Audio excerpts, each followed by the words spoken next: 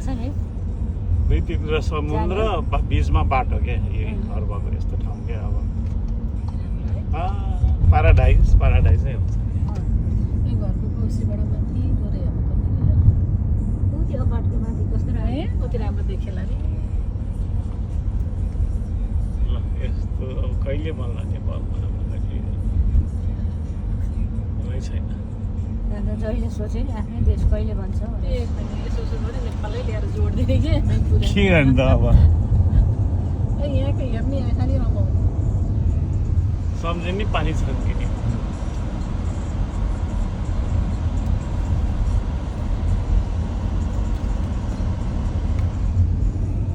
अपार्टमेन्टहरू आमा कस्तो दामी दामी अपार्टमेन्टहरू ल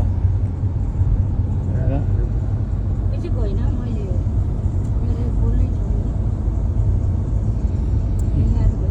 सब पाल बिचहरू सबै पाल बिच कहिले आउने होला फेरि नेक्स्ट टाइम अब यो ठाउँमा होइन आउनु न अब त्यसो झन्डै राख्नु त्यहाँ चाहिँ रोक्दै